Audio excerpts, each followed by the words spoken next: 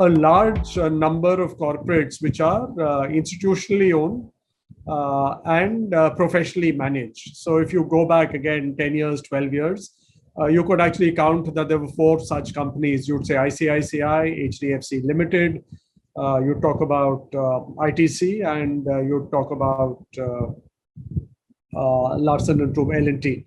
Now there are very many more companies which are in this bucket, be it something like a CDSL, be it something like BSC. The fact that ICICI itself has spawned some of the companies have kind of got listed within the group. The same is true for the HDFC group. There are other banks, etc., which don't have any identifiable promoter. So we are kind of seeing this shift which is taking place in the market.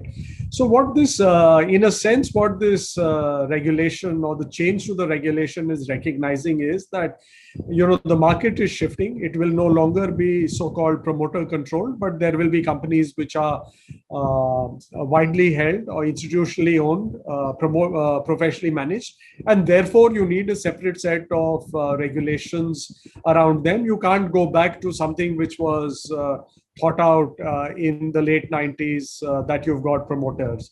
The whole definition of control is also not very clearly defined. Is it that you've got a certain ownership threshold, which is used in certain parts of the regulations? Is it the fact that you have the right to appoint the CEO or the CFO? Is it the fact that you control a majority of the board? So I think one of the changes which will happen is, or one of the clarifications which will need to come along with this is how are you defining control? The second aspect, of course, is that if you kind of look at the arc of regulations, they're kind of shifting. It began from the Companies Act, but SEBI is kind of taking it further in a couple of steps, which is the fact that they're kind of moving to majority of minority. So they had that for related party transactions where the majority of minority got to vote on it.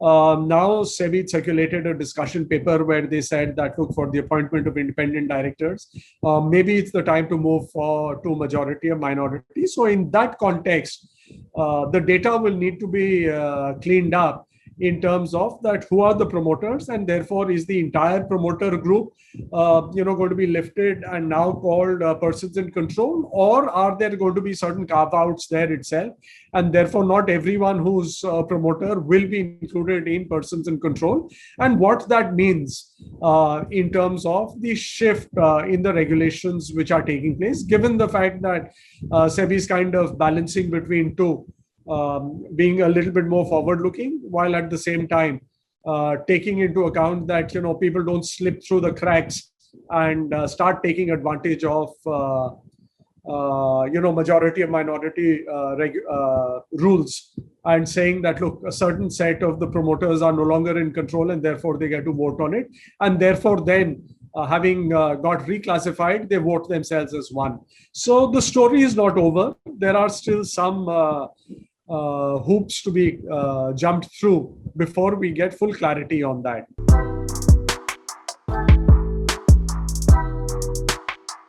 This is where companies like Zomato and all the others come in.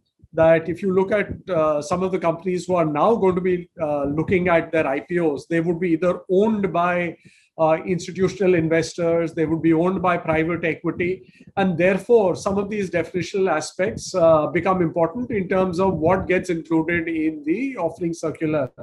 So if you're a private equity and you've got a controlling stake in a number of entities, to give details about all court cases in those companies when they have nothing to do operationally with this entity may not be entirely appropriate. So therefore, some degree of flexibility was needed, and SEBI for the moment has kind of said that, okay, while some of those come in for related party transactions, you can kind of list them out, but you don't have to make this entire gamut of disclosures.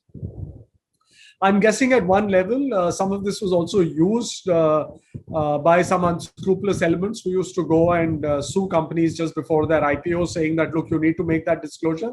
And once that disclosure was made, that was the end of it. But it kind of did slow down some of the companies from the IPO process. given the ownership structure, to move away from the 1 year lock-in to 6 months. Also, in one sense, it wasn't very significantly impacting the new sets of shareholders. And therefore, it kind of eases some of the pulls and pressures or some of the burdens of people who had been owning equity for a while in companies.